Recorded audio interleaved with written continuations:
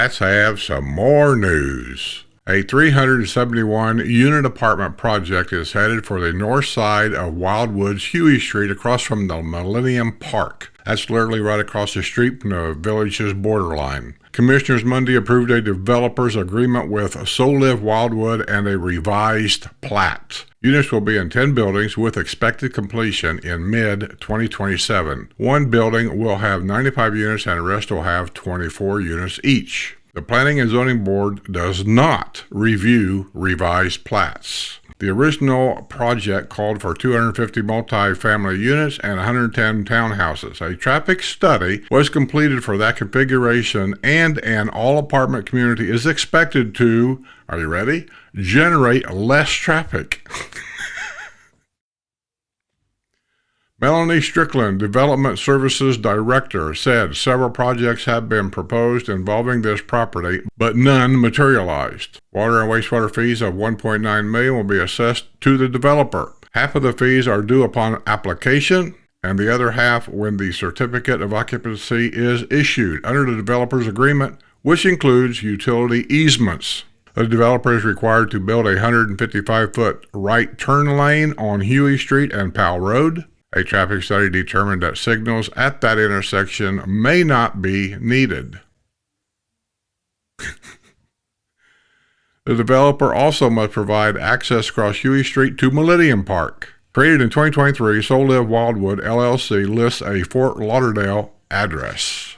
I don't know who does these studies and comes up with all this crap, but I gotta tell you, I ain't swallowing it. This looks interesting.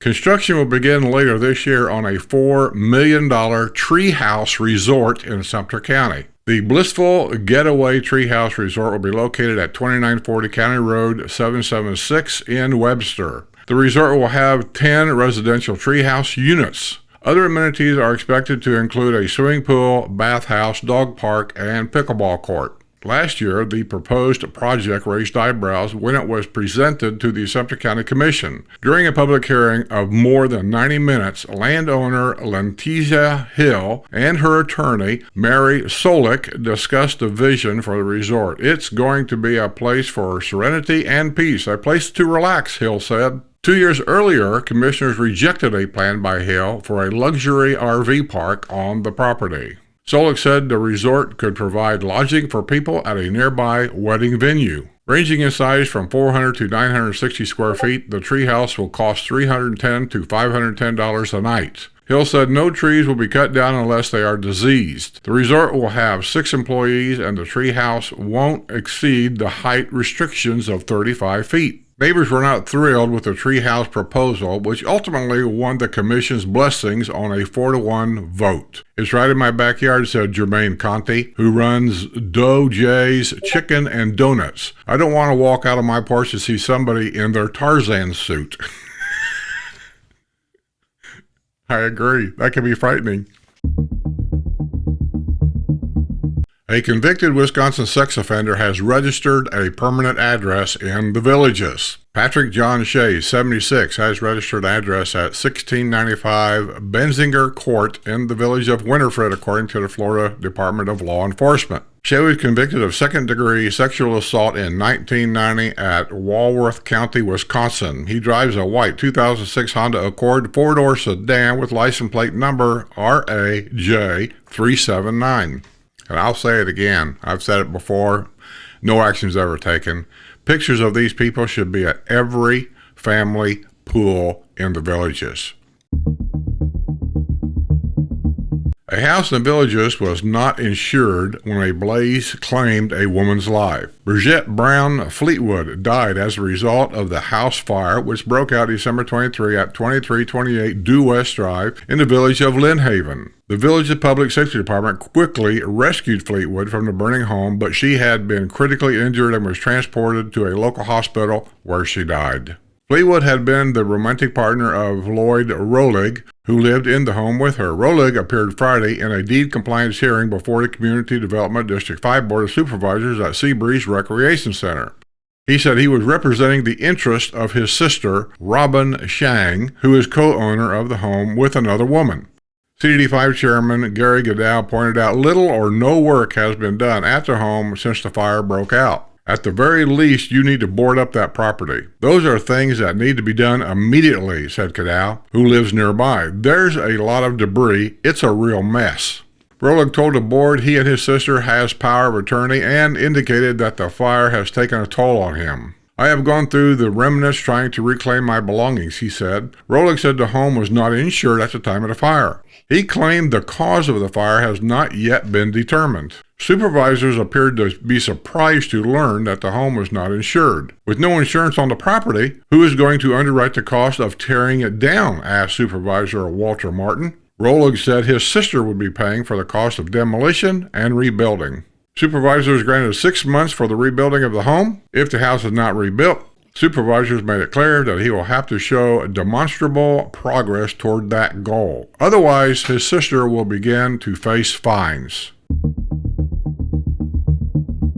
A former staffer at the UF Health Spanish Plains Hospital in the Villages has escaped prosecution in the theft of credit cards from patients. Sandra D. Mack, 46 of Ocala, will not face charges of theft and fraud because the prosecutor's office has determined that it cannot prove its case, according to a document on file in Sumter County Court. Her alleged accomplice, 28-year-old Jamari Bishop of Ocala, has been placed on probation for 4 years. An investigation began after the daughter of an 88-year-old woman notified law enforcement that $100 in cash and a Wells Fargo debit card were stolen from her mother's purse while she was a patient at the hospital. The daughter found there had been unauthorized transactions on the debit card, including at the nearby Circle K on Buenos Aires Boulevard, according to an arrest report from the Sumter County Sheriff's Office. Video surveillance was obtained from Circle K, and it showed a man with tattoos and wearing a bracelet making a purchase with an 88-year-old's debit card. The man was accompanied by a woman. The pair were later identified as Bishop and Mack, both employees of the hospital. They also became suspects in other thefts from patients at the hospital. And somehow they escaped prosecution from stealing from sick people in the hospital of which they were an employee of. Doesn't say anything about whether the hospital immediately fired them. Beneficiaries of a dead villager's trust are offering no timeline for cleaning up his long vacant lots. The problem property at 587 Little River Path in the village of Mallory Square was the subject of a public hearing Friday before a Community Development District 6 Board of Supervisors at Seabreeze Recreation Center. Joanne Casement, who lives nearby, said she and her neighbors have been living with the eyesore for a long time. It's been empty since 2019. This has been a problem for quite some time, she told the board. She said that tree roots from the neglected property are coming up in the neighbor's driveway. Thomas Charles Mitzel purchased the home in 2007 and was the original owner. He died in 2019. This past March, a complaint was received by Community Standards regarding mold on the home driveway, walkway, and rear patio. In 2024, there was a complaint about overgrown grass and weeds, and at that point, the district began maintaining the lawn. Community Standards has been trying to bring a resolution to the situation and track down Mitchell's grandson, who confirmed that he and his mother are the beneficiaries of Mitchell's trust. The grandson said that the mother is in a nursing home in Tennessee and he lives in Georgia. The grandson said he was uncertain about the prospects of bringing the home back into compliance. He has since been unresponsive when Community Standards has tried to contact him. Well, I'll tell you what, you guys need to step it up. I can tell by the reactions of the grandson here, he don't intend to do anything. So step it up. Put a lien on the house. Get this stuff done. Make him pay for it. If he doesn't pay for it, he can't sell the house until he does.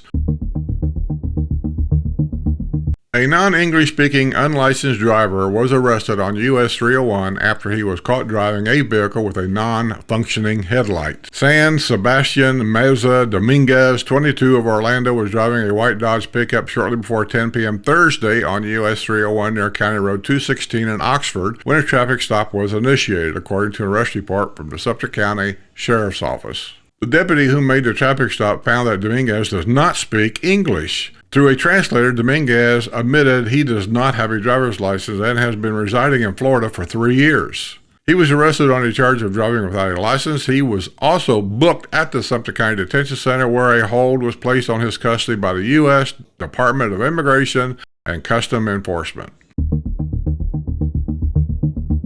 Okay, how about a couple of letters to the editor? Let's see what's going on today. I think adding metal roofs would be amazing for the homeowners. However, have you checked with the majority of homeowners insurance companies to make sure they will accept the 40 to 70 year that metal roofs last? I brought this up on the other news update about it. It's not the metal roofs. It's not the villages. They're not in control of that. It's the insurance company, and that's where you need to check. If not, it is time wasted because as of today, the insurance companies demand a new roof at 20 years, regardless of a 30-year roof you might have, and an inspection that your roof is good. If your roof is 20 years old and you want to have homeowners insurance at 20 years, your roof will have to be replaced no matter what. I believe that's true. Getting the okay from the villages for the metal roof will not help if the insurance companies are not on board. Just a thought to throw out there. As sent in by Peggy McKinney from the village of Rio Grande, and she's absolutely correct. I agree with what she's telling you. Getting it from the ARC to put one on is one thing. You have to make sure your insurance company or the insurance company you have or one that you're thinking of getting, and I would suggest call 2 or 3 of them down here to see if they will let you have it and will they insure it and what their restrictions are having it. Yeah, you need to check it out. Very good. Thanks for that letter. To the editor. Correct me if I'm wrong, but my Social Security is my money, contributed over my working career along with my employer's contribution. A great many people die before their Social Security money is drained. I got a good chuckle at the letter to the editor about Social Security becoming a wealth supplement. Leave my Social Security alone. That's sent in by Laura LaPlace from Lady Lake. Laura, you're exactly correct. I'm just going to interject a little bit here. We'll start with correct me if I'm wrong, but my Social Security is my money contributed over my working career along with my employer's contributions. That is correct. I've known a lot of people that have passed away. Many of my best friends passed away at the age of 62 and never saw that first Social Security check. But yet they worked their whole life. And where did that money go? Family didn't get it. It goes distributed out to wherever they decide to distribute it. So I don't know. Is it our money? Because it seems like we have no control over it. And I have control over my money. So, I don't know. A great many people die before the Social Security is drained. That's true. I got a good chuck about a letter to there about a wealth supplement. Well, we all know that's not true at all. Social Security, people struggle to get by on just Social Security. If you're lucky enough to have a pension, even if it's a small pension, that helps a lot. But there's a lot of people here that's on Social Security that work. I mean, you go to some of these restaurants, you'll see elderly people in there. Some of them are working because they just like to work, but there's a lot of them that's working because they have to. Because of medical reasons, they got to buy medicine, they can't afford the medicine, all these kinds of things. But they're also going to raise the, I think, Social Security, the age, if that's what you're referring to. Not the Social Security itself, but the age.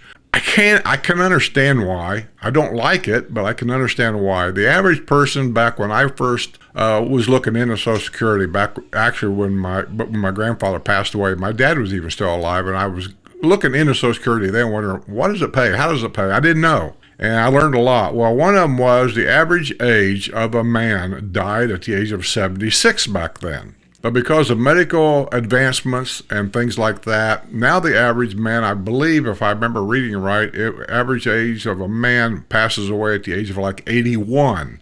And then also the government statistics show, and I don't know where they got all this information, but anyway, you have to go by that. The government statistics show that the average person that's collecting Social Security by the age of, say, 65, I think it was, or maybe it was 62, one of those two ages, that by the time that they finally pass away, they have not only went through all the Social Security money that they had set aside, but they have taken more out of Social Security than they ever paid in.